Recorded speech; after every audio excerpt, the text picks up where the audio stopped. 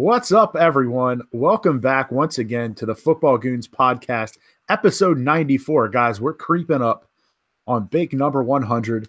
First off, let's address the elephant in the room. I will be hosting tonight because our boy South, his throat hurts and we care.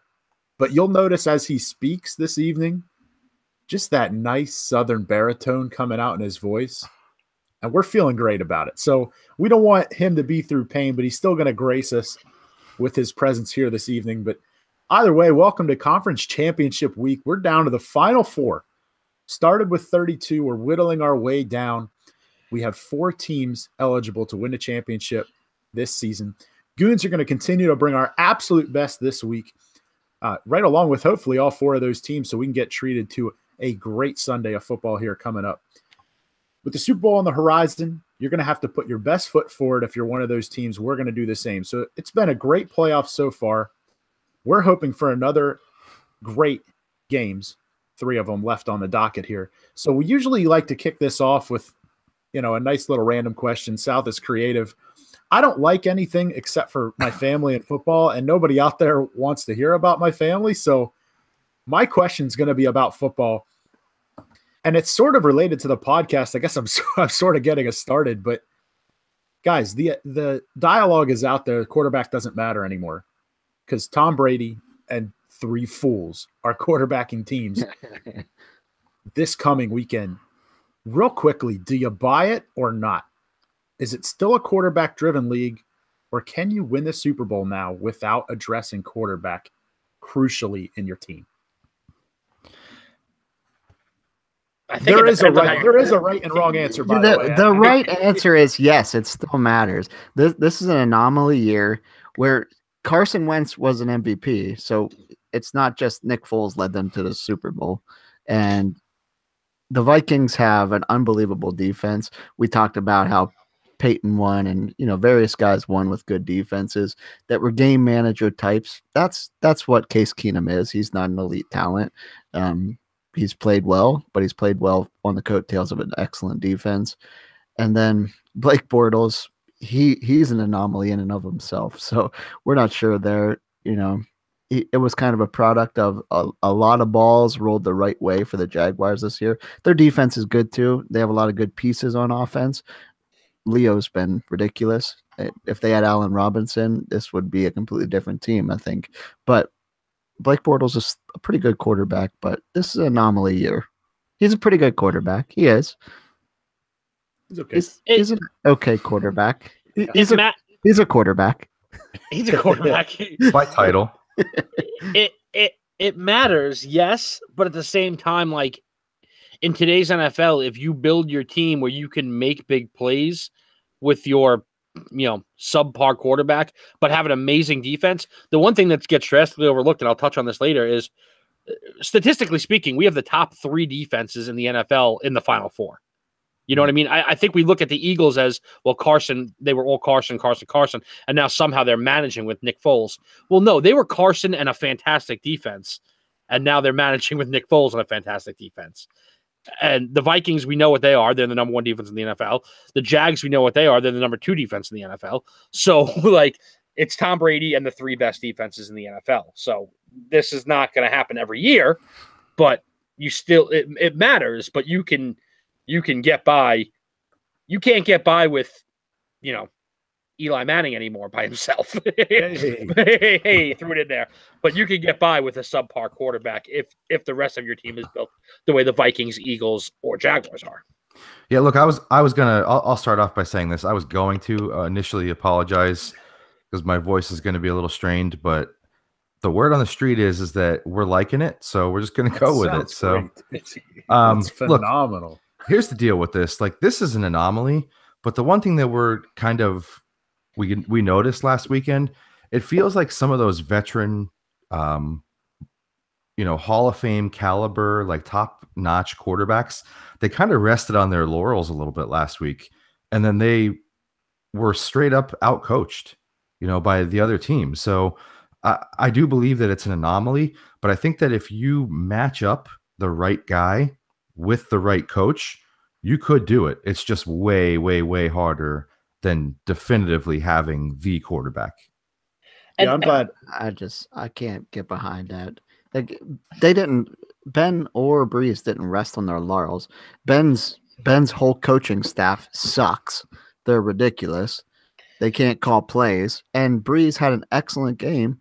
He just has a safety that made a bonehead play to end the game. Yeah, I should say that the coaches kind of rested on the fact that, hey, we've got top-notch quarterbacks here. We're going to go in and win this game. And meanwhile, the other coaches were just out-coaching them. Let's not. Yeah, I was gonna say. Let's not forget that Ben threw for 450 yards and 5 touchdowns, right. And Drew Brees is a ridiculous play by a safety away from being in this game. Right. We could very easily have, 3 of the top 4 quarterbacks in the NFL, still playing right now. So right, it could have gone either way. And Carson Wentz. So. And Carson Wentz for the Eagles. So. Right. Happy with the way you guys answered, because it felt like the most 2017 2018 thing ever. And I don't mean just football, but like that one weird season, and all of a sudden we're going to say quarterback doesn't matter. Like just last year, Matt Ryan MVP, Aaron Rodgers MVP, Tom Brady MVP, we're all in the Final Four. That was Peyton Manning, Tom Brady, Cam Newton, all MVPs. So, and like you touched on this year, Tom Brady's an MVP. Carson Wentz would be an MVP if he didn't get hurt. And where a goofy play from a safety away from Drew Brees being alive this weekend, where a really bad play call by Atlanta away from Matt Ryan being in instead of Nick Foles. So, I mean, this very well could have easily been Brady, Ben, Brees, and Ryan. So, long story short, get the quarterback, but it does help to go ahead and have, like Rocco said, 3 of the best 4 defenses in the league being alive right now. So anyways, quarterback certainly still matters. So as we kind of move on here, let's look back into last week, divisional weekend now in the rear view, but I do want to talk about a few of these things, and we want to hit a couple of them for the teams that had lost, because by no means are these teams shot. I think we expect probably all 4 of these, maybe 3 for sure, 1 we're on the fence on, to be right back in the mix next year. So let's start off in Pittsburgh. And given how well set up they've been with just talent on really both sides of the ball, but recent failures to get to the Super Bowl, what has to change with this team to take that next step? It sounds silly to say next step for a team that's averaged 12 wins in the last 4 years, but they're not getting over this Patriots hump. And this year they didn't even get to the Patriots to fail on that hump. So what do you guys think has to change for Pittsburgh to get back in the championship conversation? Honestly, like the biggest thing to me is this ridiculous infighting between the franchise quarterback and the coaching staff has to go away. You've got to figure out what it's going to take to get this thing sewn up, because all of a sudden, today you've got your head coach coming out and saying, I don't anticipate that anything is going to change with our coaching staff. And then 30 minutes later, the franchise quarterback is going on the radio and talking about how, oh, well, I'm a so many year veteran, but I don't have the authority at the line of scrimmage to call an audible, to sneak it in a short yardage situation.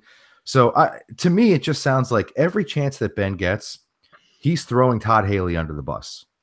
So organizationally, you have to make a decision. If we're going to win while the window is open with Ben Roethlisberger right now, do we need to move on from Todd Haley?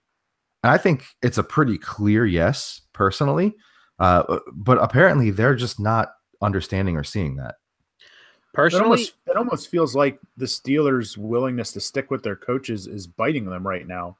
Because I'm not even crazy about Tomlin himself, although I will agree Haley is the biggest issue here. But they're so loyal as a franchise that it hasn't hurt them in the past, because you're going from Chuck Noll to Bill Cowher. Like, of course you don't fire those guys. Those are all-timers.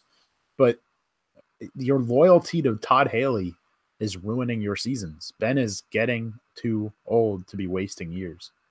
And how does your 6'6" quarterback not have the authority to call a sneak at the line of scrimmage? Are you that worried about how fragile he is? He's 18 for 19 for his career.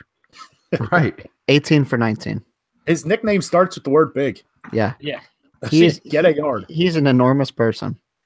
Here's the problem, and although I agree that Haley is part of the biggest problem here, the offense is number 3 overall in yards, number 8 in scoring offense.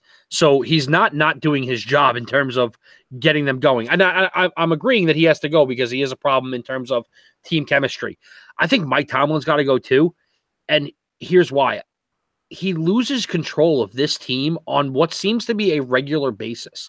And when I say that, I mean like it could be little stuff, but it's stuff that you don't see going on in organizations that are winning on a regular basis. The video fiasco last season doesn't happen in other teams. You know what I mean? The James Harrison situation doesn't happen in other teams. Let's think of all the different things. The Martavius Bryant causing an issue in the locker room. These are things that are not happening in other franchises because other good teams. Other good teams. Right. Yeah, other good teams. And I'm not just saying just the Patriots, but you don't see that stuff coming out of Philadelphia right now. You don't see that stuff coming out of Green Bay. You know what I mean? And it obviously anytime you have 53 different personalities in a locker room, it's going to be tough. But the good head coaches put a cap on that and make sure that kind of garbage and baloney doesn't happen. So it's like they're not huge issues that like, oh my God, the team's fighting with each other. But sometimes it is Martavius Bryant throwing his own other wide receivers under the bus. You know what I mean? Like there's just too much little stuff that shows that I don't think Mike Tomlin has a really good handle on that locker room. He's what most people would call like a player's coach. I think that team right now needs a disciplinarian, and he's not that guy. I agree with what you guys said. The only thing I'll add is I think Todd Haley is the problem, and what you said about he's not the biggest problem, Rock, because of their offense. Their offense for the first couple games was horrible when he wasn't letting Ben call plays at the line. When Ben is calling his own plays, reading defenses, that's when the Steelers are clicking on. When they're running their 2-minute offense, no matter what time is on the clock, that's when they're running on all cylinders. And if Todd Haley is not going to allow that, he is the problem. He has to go. I agree with you, but what I'm saying is from like an outside perception, Todd Haley is the offensive coordinator of the number 3 overall offense in the NFL. You know what I mean? Like, or a top 5 offense in the NFL. Usually Todd Haley is a reason they lost a lot of games. Ben is the offensive coordinator that led the best offense. I understand that, but what I'm saying is he's still the offensive coordinator of a top 5 offense in the NFL. Those guys usually don't lose their job. Those guys usually get other jobs. You know what I mean? So the perception to most people is that, there's nothing wrong with that offense. They're top 5. Unless you're going to try and convince the world that without Todd Haley, they could be the number 1 overall offense. Like that's the only place. That's the only place to go. You haven't heard a lot of rumors of teams calling Todd Haley up though. No, absolutely not. I think Todd Haley's numbers are more chalked up to the fact of like you have a Hall of Fame quarterback and 2 of the 5 best players in the league at skill positions. I mean, they're probably both the best at their position. Right. They might be 1 and 2 as far as skill guys. So that's hard to mess up. Yeah. Personally, my answer to this question was going to go a different direction. I don't think much has to change, although I don't love the coaching staff. All they need to do is have Ryan Shazier not get hurt. That changed. I agree with that. And I hate there's a lot of teams that can point to an injury, and I definitely hate to point to one like this that looks career-ending. But as soon as he left, they couldn't stop the run. And why'd they lose? Because Leonard Fournette destroyed them. So for me, the Steelers take the next step if they stay healthy. Now, he's going to be a tough one to replace. But, yeah, I guess the coaching aspect of it can't be ignored for sure. All right, let's move on. We're going to keep things in the AFC. The other divisional round loser in the Titans. The team and coach Mike Mularkey decided to, quote-unquote, mutually part ways after the loss. Do you see this as a first step for them in building something special around Marcus Mariota, who, side note, is now going to have his 3rd head coach in 4 seasons as a starting quarterback? Scary. Or do we have a product of the Texans and Colts were down this year, so the Titans looked a little better than they were because they beat up on no Andrew Luck, no Deshaun Watson? That obviously helps. I could not be more against this move, and I'm not like a huge Mike Mularkey fan, but the fact remains is that this is a young team that has grown in the last 2 years with him. and needs to continue that growth. They weren't going to beat the Patriots because they're not at that level yet, but that's not Mike Mularkey's fault. The guy's 20-21 since he's took over. But realistically, 8 of those games were, mid-season after they fired Wisenhunt, and he had to take over in the middle of a broken year. So in the last 2 years, they're 9-7, 9-7. So they're 18. He's 18-14 in 2 seasons. He's got them to the playoffs, which most people wouldn't have expected. I don't care if it was a down year for the other 2 teams in the division. They won the games they needed to win, and they're in the playoffs. You know what I mean? So I'm not blaming Mike Mularkey. What I'm afraid is that going forward now, this really screws with your team chemistry. You know what I mean? You're bringing in a new guy who, let's call a spade, failed in his first attempt as a head coach. And I'm not saying that he's going to in this one, but failed in his first attempt as a head coach. And now you're going to make Marcus change to a new offense again, and kind of try and build something else around him. I'm just worried that it's going to really screw up their team chemistry at this point. Who are you assuming they hire when you say that? Because I'm assuming that they get McDaniels. See, most of the reports I'm seeing is that he's pretty much a done deal to the Colts. Yeah, and just not announcing it yet. The Titans are looking at from right now. What I understand is Mike Vrabel, Houston's defensive coordinator, or 3 of the assistant coaches from the Eagles, whichever one they want to have. So. I'm not to rain on what you said there, but I would definitely not count on McDaniels going into Tennessee. All right. Well, even still, I'm afraid that whoever they hire is right. going to screw up the team chemistry that has been built over the last 2 years, no matter who it is. Like, still valid. Does it matter? Does it matter to you guys? The report I understand is that the mutually part ways part of this is that they were going to actually bring him back, but they wanted him to fire his staff, which to an extent I agree with, because it's difficult to make Marcus Mariota look ordinary. And that's all he was this year. Yeah, in large part to injury, but still. And he just decided, hey, I'm not firing anybody. These are my guys, so I'm out if they have to go. So he's out. So, I mean, like you said, either way, team chemistry is going to be changed here. But do you think if they bring in the right guy, this 9-7, 9-7 can build into a division championship here? I think immediately you take a step back, and I that's just my opinion, and that looks awful for your young developing team to go 9-7, 9-7, make the playoffs, win a playoff game, get to face the Patriots, and now we're starting over from scratch. 5-11. The only reason I like this, even 7-9, 8-8 is still a loss. The only reason I like this a little bit is because sometimes you do have to take a step back before you take 2 forward.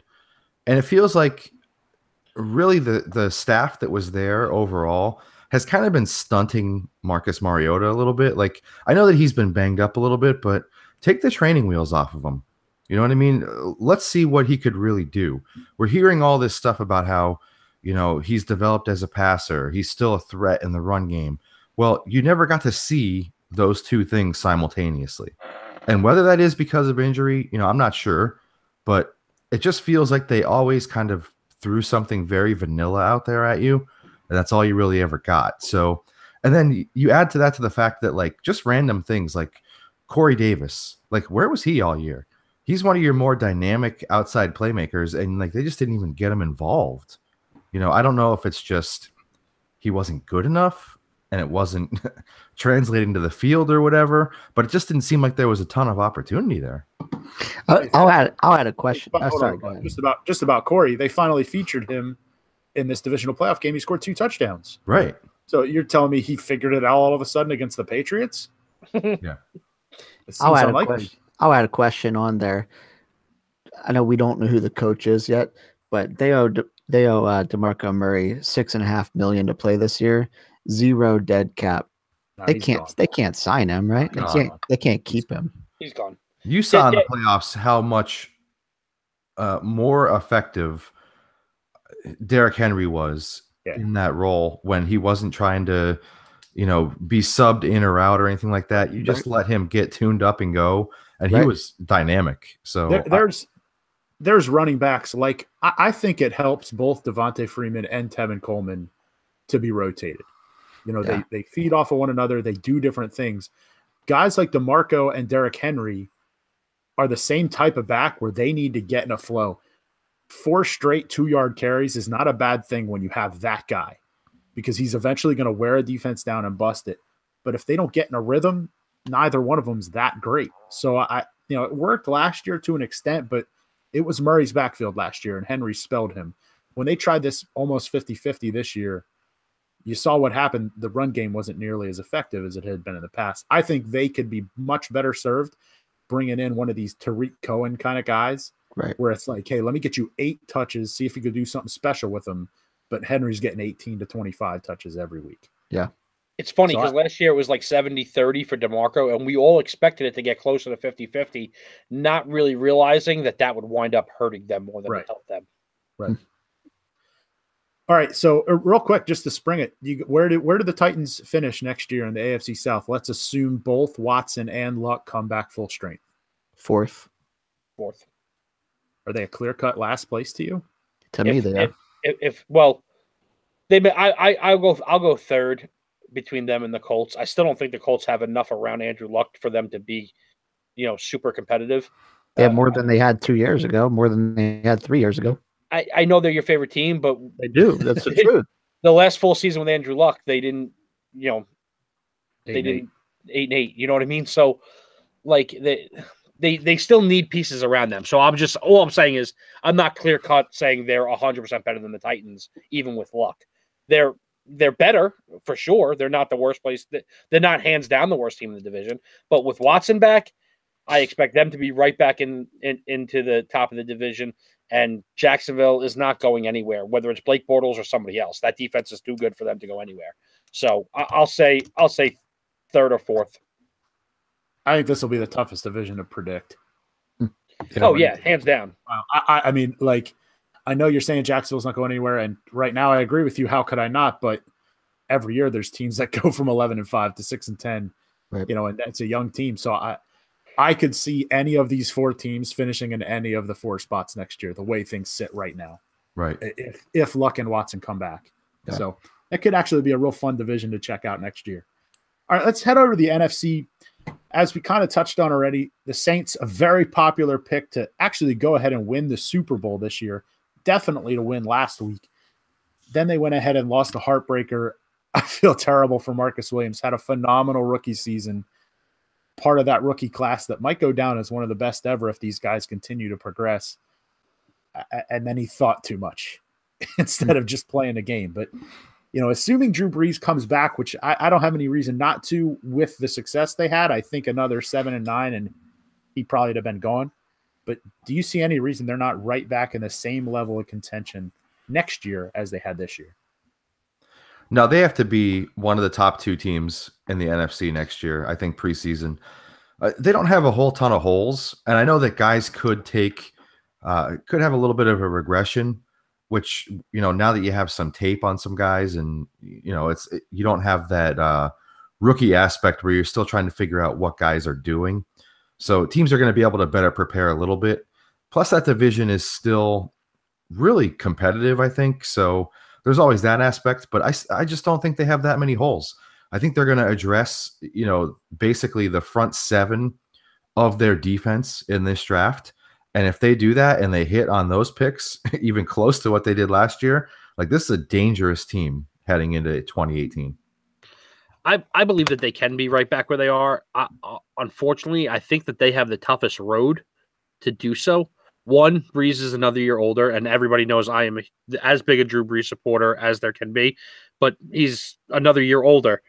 And on top of this already being the best division of football this year, with 3 10-plus win teams, the Saints have the unfortunate pleasure of playing the first place schedule next year. So, and not that always makes a huge difference, but it could mean, going to Philly that the other 2 teams don't have to do, playing Minnesota that the other 2 teams don't have to do.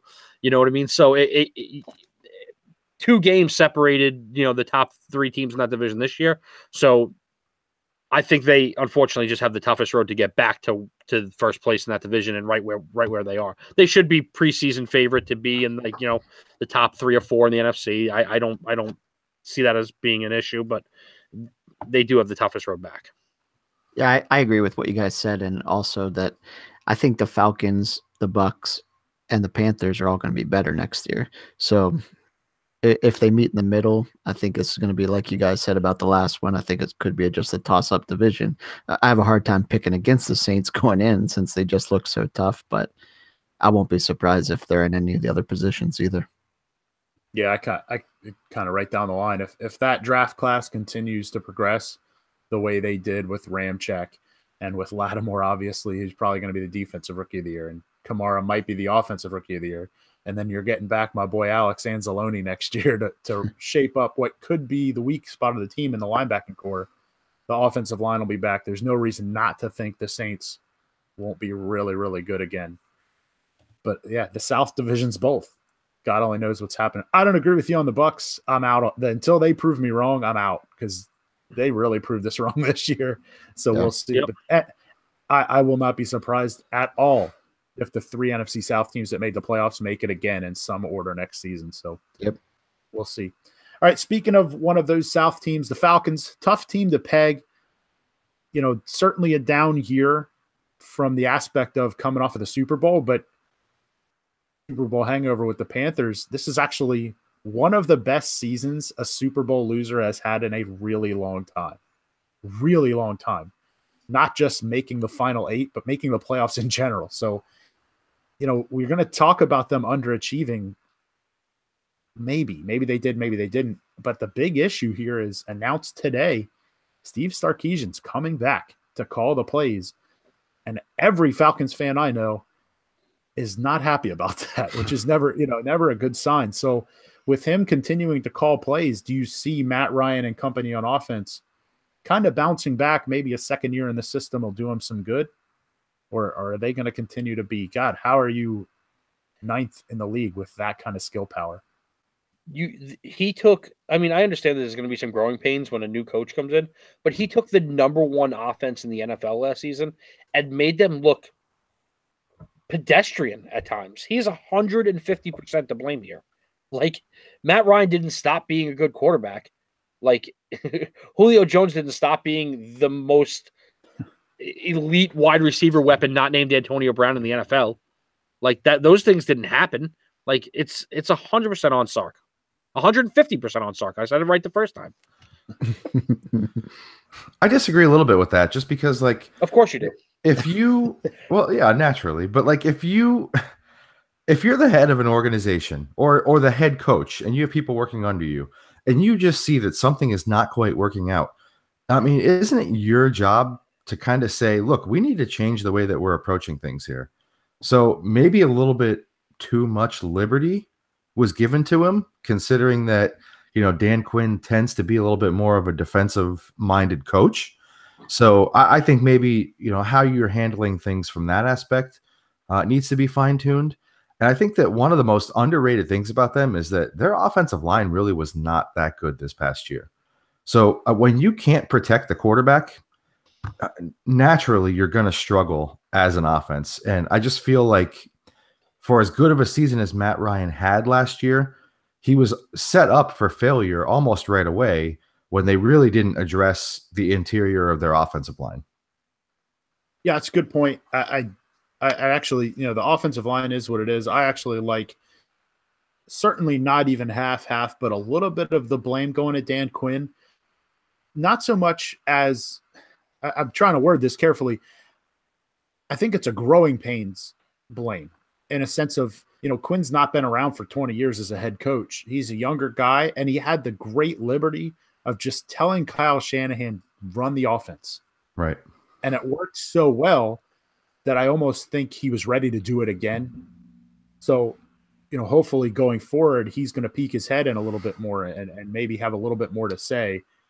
And you know, we're not in the building. Maybe that happened. Right. I'm not sure. But, you know, from my seat, if I were Dan Quinn, listen, I just made the Super Bowl with my offensive coordinator being a genius. So maybe I'll try it again. And it didn't work as well. I'm certainly, you know, 90%. I'm not going 150 with Rock, but you know, I don't appreciate the way Sark ran his offense. I think it's kind of like, well, how can you mute what Julio and Devontae Freeman and Tevin Coleman can offer you? I do think this offseason for Atlanta, where I'll agree with you, interior offensive line, and I don't know why I didn't see this coming out of college, but Austin Hooper has not been a difference maker. I'd like to see them either address tight end a little bit better, or maybe he can take a leap. I'm not sure, but the one thing we said it last year, and we were proven right. This defense is really good, and they continue to grow together.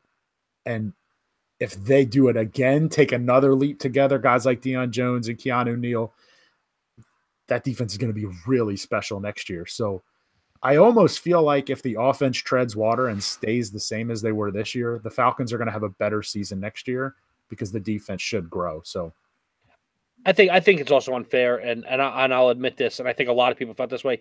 None of us were really ready to give Sark a chance anyway. We felt like he kind of lucked into that job, and like he didn't deserve to get hired there in the first place.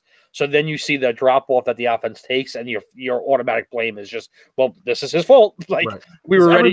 Everybody likes to feel right. Yeah, exactly. So hey, we called it. Yep, we were ready. We were ready to not let him, get any of the credit in, May when the hire happened. Right. So, what's the difference now? Right. All right. So one more question here about last week. Now we're going to open this up to all 8 of the teams that played last weekend, except for Philadelphia. You're not allowed to talk about Nick Foles here.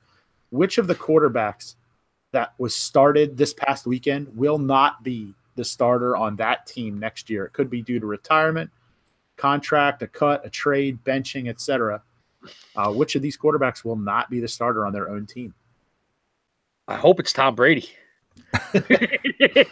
Seems unlikely. Seems highly unlikely. We originally threw out the question with the Bortles, Breeze, Ben, Keenum, but if you open it up to anyone, I think Breeze might be like the only one that I'm like 100% certain on. And if you would have asked me this question last year, I would have said, Breeze probably going to be gone. But yeah, right. Ben, the huge question mark with Ben and his retirement. Blake Bortles, who knows what Jacksonville's going to do? Although I think if they win this week and he plays for a Super Bowl, it's going to be hard to replace him as well. So I'm actually going to go with Case Keenum here. I think that they are not ready to hand the keys over to him full time. I think they really like what they have with the other two, and they need to make a decision on either Bradford or Bridgewater long term. It doesn't say a single thing to me right now that Bridgewater was inactive for this past week. Zimmer notoriously keeps 2 quarterbacks, and he felt Bradford was more ready to play if needed. So that's all that boiled down to. So I don't look into that too much. And I honestly think that Keenum's going to find, life elsewhere for somebody who wants to pay a guy who might go to the Super Bowl in 2 weeks, So I think Keenum would be my bet to not return to the Vikings next year. Who starts for the Vikings then? In my opinion, I think it's going to be Teddy Bridgewater. Okay. I think they really like him. I think they've held on to him for this long, not just to be loyal, but because they were ready to build the team around him to start. That's the guy that they drafted. You know what I mean? So a fluke injury, freak injury is the only thing that is keeping him out at this point. So if he comes back 100% healthy, I think they build the team around him continually. Yeah, I think it's Keenum as well, just because, you have 2 other options there.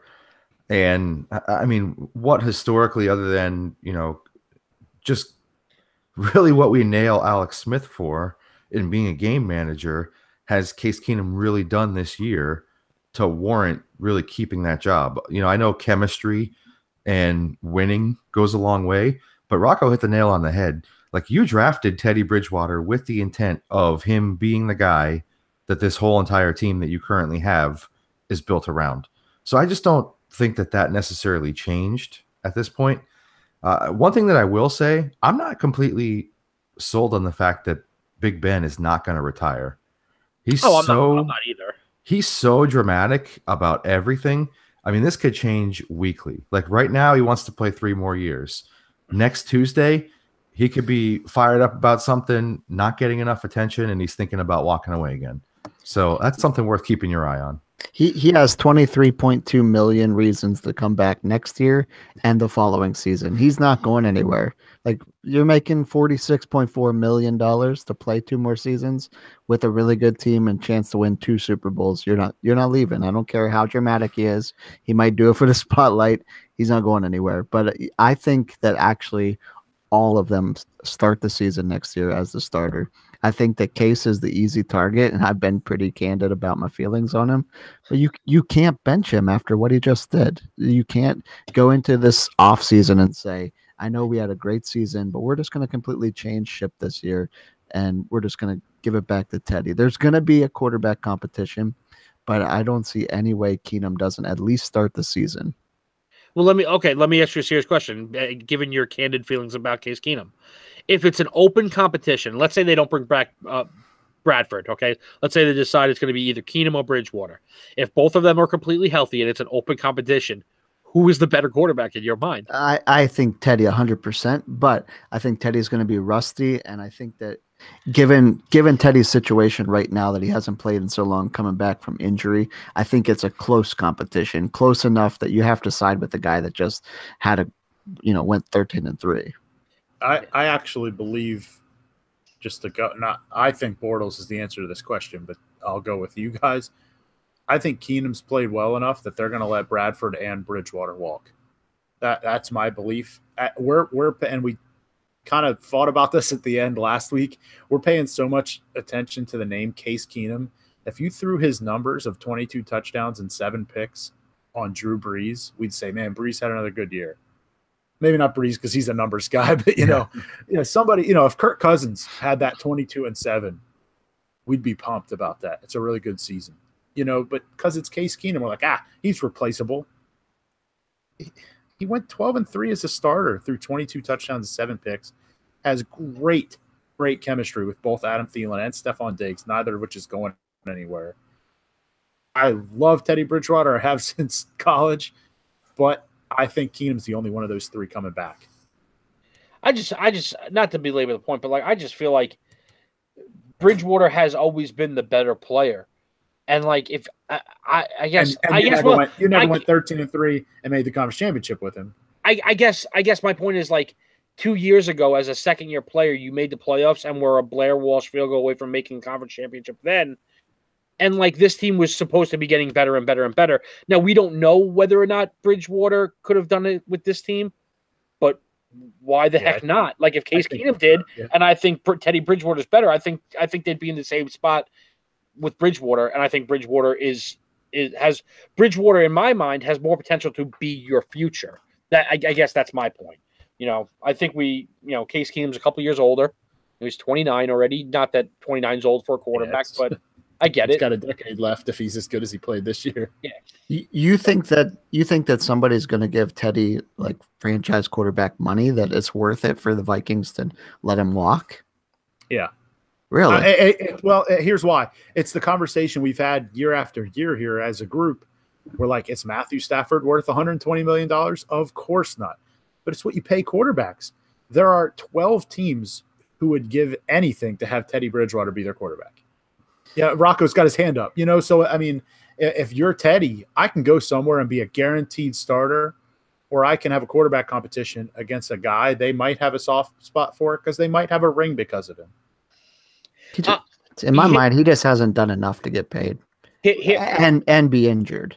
Here's where I'll leave this, and this will be my last statement on this. As a Jets fan, I'm 100% more willing to give Teddy the money than I am to give Case Keenum the money. Because to me, Case Keenum has proven to this point that, he had a great year, and I'm not taking away from him, but he's never had a year like this without this team. So I'm more willing to build around, as a Jets fan, I'd be more willing to give Bridgewater the money and build around Bridgewater than I would be to build around Keenum. I can agree with you there about a Jets fan, because Keenum's the type of guy where I like him, but I love him in Minnesota. I don't know that I love him to start somewhere he hasn't shown it, but he's shown that this team works with him. So if I'm Minnesota, I like that. So, hey, we'll see. I think we can agree that it's probably not Matt Ryan. Nope. He'll probably be the Falcons starter. So, back and forth on a couple of these guys, but quite a few of them are pretty safe. So, all right, real quick, let's give a shout out to our guys over at Gorb here. Those of you who listen to the podcast, this is one of our main sponsors and something we really believe in. On top of that, Gorb, GHORBH, that stands for Get Hungry or Be Hungry. And while we are 3/4 kind of thick guys, this does not have anything to do with food, which is surprising if you know us. Shocking. But, yeah, it is. But get hungry or be hungry. What that is kind of driving us to do is find out what you love and find out what you're passionate about and get hungry and get after it, or you're always going to wish you did it. And that's the message Gorb wants to spread. We see it all over social media. And more importantly, here at Gorb.com, they're trying to spread that word with your attire. They have a great selection of sweatshirts, t-shirts for all sizes, both genders, all kinds of shapes, again, as this group proves. Very, very comfortable. They do not make Rocco's stylish button down that he's rolling with today. Holy cow. The old button down and hat look. I'm not sure about that one, but back to focus here. Gorb.com is where you can find this. Help spread this positive message in a world that certainly needs more of it. All right, so looking ahead. Just for the record, I wasn't pointing out my button down as much as I was the size of the person wearing the clothes. There we go. So. We saw that size in a video of you running around outside in your underwear today. In a blizzard. I don't want to talk anymore about that video. All right, so we talked about last weekend. Let's look ahead here to this weekend. So real quickly, the first 2-3 minutes here, anytime that there's 4 things left in a relevant discussion topic, we like to break it up because there's 4 of us, and that's some pretty easy math that even South can handle. Yep. So we haven't gone to the make a case segment in quite a while. Our make a case segment, basically we each get about 30 seconds to a minute, uninterrupted, giving our word here, saying what we feel. We're going to hold the discussion for a little bit later, but we were each randomly assigned one of the 4 remaining teams to make the case of why this team is definitely going to win the Super Bowl. Some of us had a little bit of an easier task than others, but hey, we're all going to make our case here. So we're going to start with Deal. He's got the Philadelphia Eagles. I've got the Jacksonville Jaguars.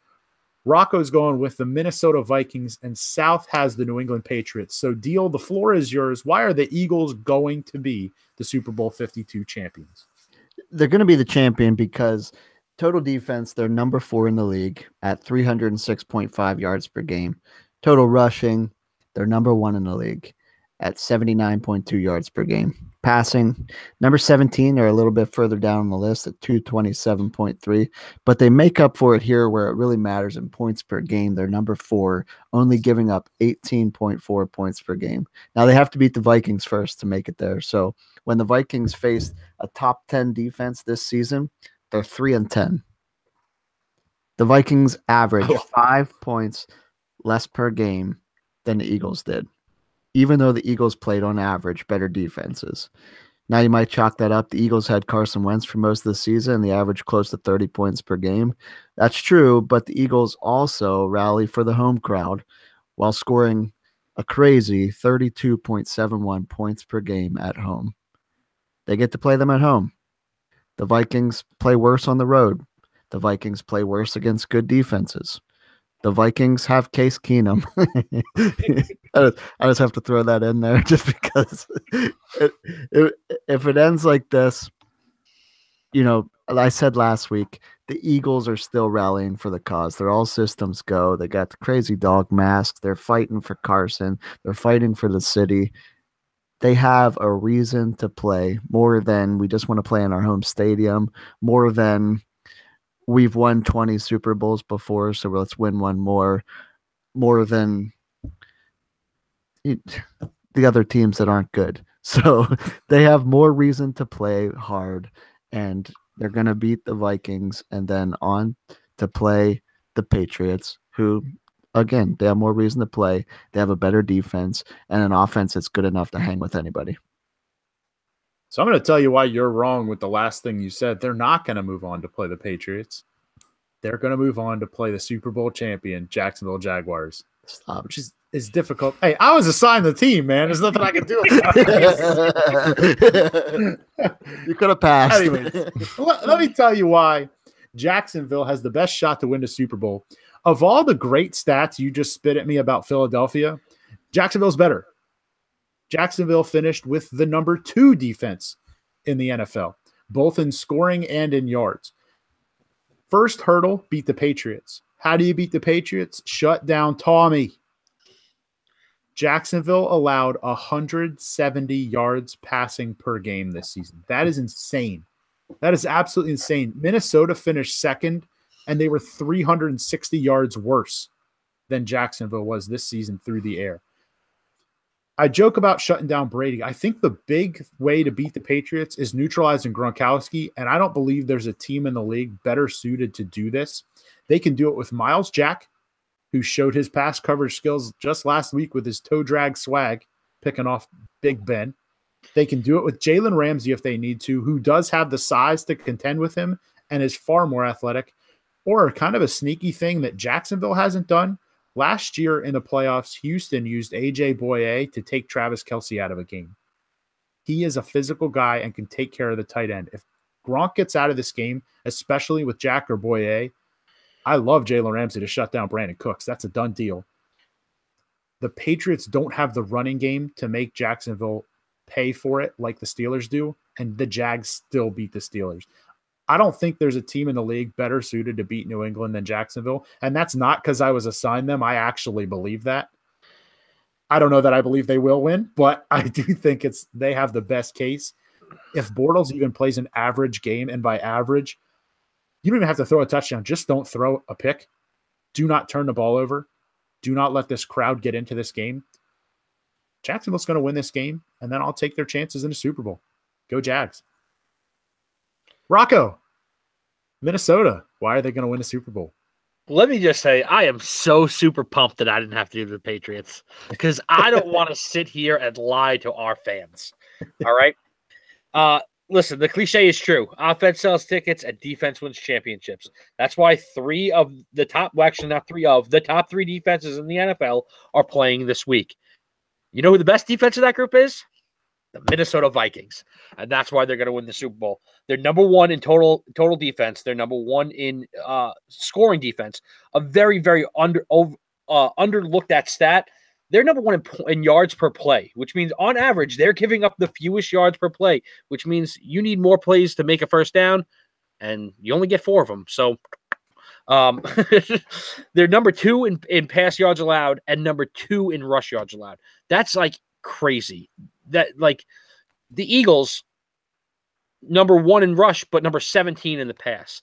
You know, like that's how teams get to the top. You know, you're really good at one thing, and then you know your average is something else, and that gets you into the top of the group. The Vikings are the second best team at everything they do. Okay, no worse than the second best team at everything they do. That's why they legitimately have the best defense in the NFL. You know, they can hang in there with the Jaguars in terms of pass defense. They can hang in there with the Eagles in terms of rush defense, and neither of the other 2 teams are as good as they are at the other one. So I just think the Vikings are far and away the best defense in the NFL. They can shut down anyone. I don't want to have to be the guy that goes up against Xavier Rhodes. That's just a lost cause every week. And with all that being said about how great their defense is, their offense has been scary productive this year. They're number 10 overall in yards and number 10 overall in points per game. So you have the number 1 defense in the NFL with a top 10 offense to match it, with the possibility of playing at home in your stadium for the Super Bowl. That sounds like a perfect storm for a win. So that's why I believe the Minnesota Vikings are going to win the Super Bowl. All right, South, you have the unenviable task of telling us why the Patriots can somehow figure out a way to win a Super Bowl. Yeah, and before I start, let me give Rocco his opportunity. Go ahead and make some kind of corny joke about how I got my favorite team. Go ahead. Oh, I was going to say that. I was going to say that being that your voice is a little sore, I'm really happy that you didn't talk as much this week as you do in normal weeks. Oh, okay. Well, that's good to know. Listen, here's why the Patriots. I just want to add for this. I wish that I had some like soft, smooth piano music to add to the background. That's it. Yeah. Well, listen, here's why the Patriots are going to win the Super Bowl. Let's start with the number 1 and the most obvious thing. They've got Tom Brady. Out of all the teams left, if you had to bet your life on one quarterback to lead your team to a victory for 2 games, I'm pretty sure you're betting your life on Tom Brady over all the other guys. All right. So I don't see how, even at his age at this point, that really anybody would pick any of the other quarterbacks over Tom Brady at this point. So you got Tom Brady, the best quarterback of all time. You've got Bill Belichick, arguably the greatest head coach of all time. When you pair these two guys together, it's very hard to beat them. I don't know if you've noticed this, but they're very good historically, especially in the postseason, and especially when the path to the Super Bowl goes through Gillette Stadium. So those are two obviously big reasons. Here's some low-key reasons here. The Patriots defense, which was much maligned, has been playing significantly better over the second half of this season, and especially over this playoff stretch as well. You know, Matt Patricia really has done a nice job of getting these guys going when it's really mattered, keeping them to the point where they're no longer really a liability to this team. The other part of this, they really don't have any significant roster weakness at this point. You may want to, poke holes at the offensive line, but they still seem to get Tom just enough time to get rid of the ball when he needs it. So wide receivers, you want to take Brandon Cooks out with your best corner? Okay, they've got a bunch of other scrappy guys that could beat you underneath. They've got Gronk. They've got running backs who literally come out of the woodwork and score 2 touchdowns out of nowhere. Like James White, hello, welcome to 2017-18 season. Congratulations on your 2 touchdowns in the playoffs. It happens all the time. These guys just come out of nowhere. With the Patriots, somebody's going to step up for #Tommy, get on with him with this ride, and that is why this team is going to win the Super Bowl. All right, so now that we're not forced to pick the team we were delivered, let's actually pick these games. We're going to start over in the AFC at 3 o'clock this Sunday in Gillette Stadium. We have the Jaguars at the Patriots for the AFC crown. Who wins and why? I'll go first because this is the irony of all ironies, because I just pumped up the Patriots. Jaguars are going to win this game. And here's what it really boils down to. When you get to this point in the playoffs, what's the number one thing that wins you football games? Tom Brady. Tom Brady is correct. Okay. What's the one the cliche, running in defense, man. Running in defense and winning at the line of scrimmage. When the Patriots have lost historically, they have lost at the line of scrimmage. And Jacksonville is one of the best teams right now on both sides at the line of scrimmage.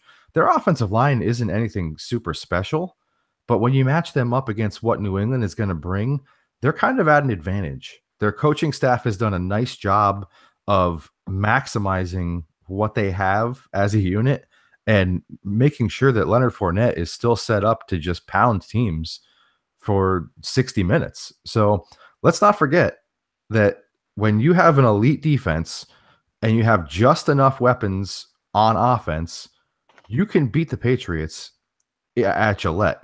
I think it was 2010. The Ravens went into Gillette. Joe Flacco threw for 34 yards and they beat the Patriots. Why? They dominated the line of scrimmage the entire game. I think that's what the Jaguars are going to be able to do. You said the times they lost, it's because they lost at the line of scrimmage. That part's true, but they won 5 of the 7 times they've gone to the Super Bowl. So with Tom Brady, so they haven't lost a lot, and this is going to be one more time where they don't lose. It's the Patriots. Rock. Oh, South.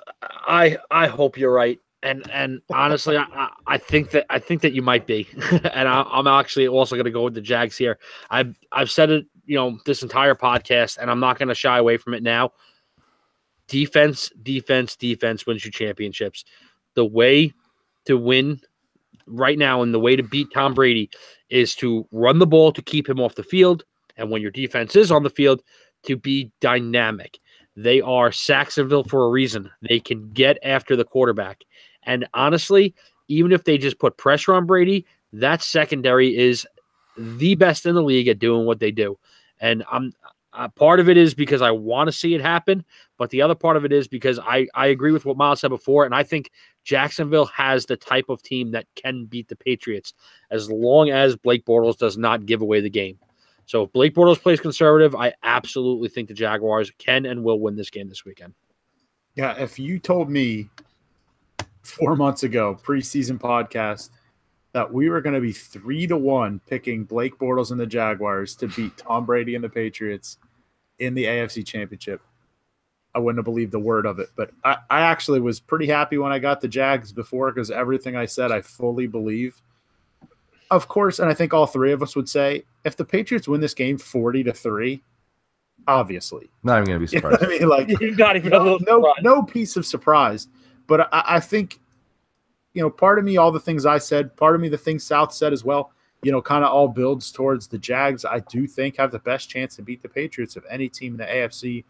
I think the Pats overall are maybe a better team. It's just a horrible matchup for them. I expect Leonard Fournette to absolutely control this game from get-go. I don't want to give Doug Marrone credit because I really don't like him, but they were smart to start scaling him back at the end of the season to kind of save him for this. And on top of all that, of all the weird crap that's happened this year, Bortles beating Brady just makes sense. Right. Bortles beat Ben. Keenum beat Breeze. Foles beat Ryan.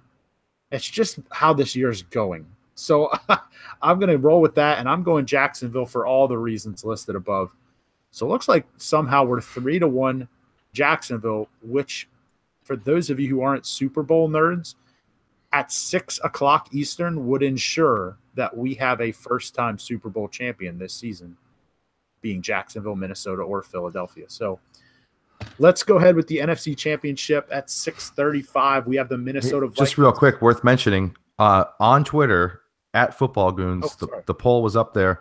I don't know if this is some Patriots hate or people are just jumping on board with our line of thinking. 83% are picking the Jaguars right now. Wow. Which is crazy to think about because it is Tom Brady. And as you said, like, I wouldn't be surprised if he just comes out and just puts his foot on their throat. But 83%. Didn't the Titans get like 80% last week to beat the Patriots? I think we just have some Patriots. We have a lot of people who hate it. Yeah, we have a lot.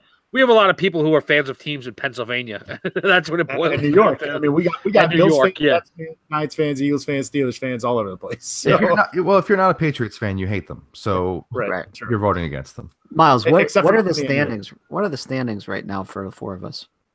I don't have that in front of me. I know I'm 4-4 because I went 0-4 wild card and 4-0 last week. Everyone is at 4-4. Everyone's at 4-4. We're all sitting there. All right. So NFC Championship, Minnesota Vikings at the number 1 seed Philadelphia Eagles. Who wins this one and why? Ironic that I got landed with the Vikings because I do not think they come out of Philadelphia this weekend. Honestly, I think the two teams are really, really evenly matched.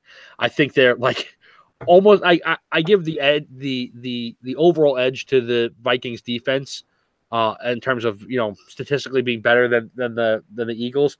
But I mean, they're both playing with a backup quarterback who's just playing kind of like that game manager. They both run the ball extremely well. They both have weapons on the outside, and they both are winning with defense. So like these two teams are identical in my mind, and I'm going to give the Eagles just the straight up advantage of playing this game at the Link on Sunday. I think that's what makes this game and breaks this game. And usually, I would never pick, a stadium or a home field advantage as the main reason for a win. I think that stadium is going to be electric this weekend. Take it from someone who's not 100% an Eagles fan, but has been to that stadium more than enough. I've never been to another stadium that gets as rowdy and as loud as that. I understand, Kansas City and Seattle get pretty hyped up. Never been there, so I can't attest to that. But I've been in the Link and for a regular preseason or regular season game that doesn't mean anything. And this is the NFC Championship game. Yeah, I'll jump in. I'll tell you, it's difficult to pick these games when you're trying to be partial because we're running a podcast here, but it's difficult to do this when your heart is in one place. However, heart or logic, I do believe this is a Philadelphia win, and I'm not sure it's entirely that close, to be honest. I joked with you guys yesterday that I think by the time the weekend's, I'm going to convince myself to thinking this is like a 23-0 Eagles win. But I can see that because these conference championships or even Super Bowls in the past have led themselves to momentum being so huge because there's so much pressure. We we said earlier, or I guess I read an article earlier that Philly doesn't have the pressure to win that some of the other teams have. Well, yeah, they do. Like, all four of these teams have immense pressure to win the next two games. Like, how could you not? Now, whether or not you let that affect your play is a completely different story. But if you don't feel pressured to win, I don't really want you on my team at this point. But I think, honestly, this boils down to these are two mirrored teams, defensively led, quarterback just trying to be efficient. Like you said, some playmakers on the outside. I think Philly can neutralize one of the things that no other team has been able to do against Minnesota. Alshon Jeffrey, historically, coming from the Bears, plays really well against Xavier Rhodes. And I know that the X-Man, X going to give it to him, right, Deal? X going to give it to him. I know that he has had a better season this year than he's even had in the past, which was still really good football. Jeffrey just plays well against Rhodes. He knows how to use his body to neutralize some of the things Rhodes does. And I can absolutely see this game coming down to the fact that Jeffrey's going to make one more play than the Minnesota receivers will be able to make. I expect Philly's pass rush to absolutely eat. Fletcher Cox just tweeted about 10 minutes ago, laughing about hearing that how much is it going to take? Like, what's it going to take? Every power ranking that's out there has Philadelphia fourth out of the four remaining teams. We are 14-3. One player goes down, and all of a sudden we don't belong. That is personal to not only the 53 on the roster, but the 65,000 in the fans in the stands. It's going to be an insane atmosphere. They're rallying around this underdog mentality. How often is a 14-3 team underdogs back-to-back weeks at home? That's insulting. And I think they have enough of that chip on their shoulder, not just because of that, but the type of players, knowing the team the way I do. They have a lot of guys that play with that chip anyhow, and it's just gigantic on that shoulder now. I think Philly's going to take this momentum, and I expect this to be a wider margin of victory than the AFC Championship. This is actually the game that I was most torn on of all the games, not just this week, of any week of the playoffs so far. I ended up siding with the Eagles. It was really close. And I won't even mention Case Keenum after right there. That's the last time. I just think that home crowd, playing at home, that defense, all the reasons are already listed. The Eagles come out on top here. Yeah, look, I'm going to go with the Eagles as well. I'm making this a clean sweep for them, which I know is not like the trendy pick. But it wasn't, that's okay. It wasn't last week either. It wasn't last week either. And it just felt like the right pick to make, quite honestly. And it feels like that way again, because what it comes down to is who's going to win the line of scrimmage. And I know that's just like the most cliche thing. And everybody's kind of talking about Case Keenum versus Nick Foles against that Vikings defense. Well, Nick Foles has looked pretty decent last week. You know what I mean? Like, he was more than efficient when they completely adapted the game plan to fit what better suits him. He looked extremely efficient, really comfortable. I think that they'll be able to do that right from the start pretty early on. I think the offensive line, as long as you can neutralize Everson Griffin just a little bit, you're going to be in good shape. They've clearly got the guy in Lane Johnson to be able to do that. I know, if he flips over to the other side, you're going to have to give him some help. So really, to me, it's a matter of, can you neutralize one guy along that defensive line who's a clear mismatch for you? I know some of the other guys are not bad players, but I think they match up well. The defensive line, I don't see any way that the interior offensive line, or for the tackles for that matter, are just going to be able to easily handle this Eagles defensive line and the rotation that they can bring at you. I just don't think the Vikings are going to be able to be effective running the ball.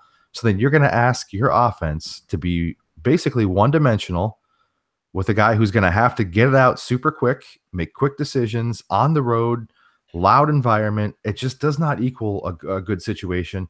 I know everybody's kind of looking at this game as kind of like an ugly, no pun intended here, dogfight between two really good defenses.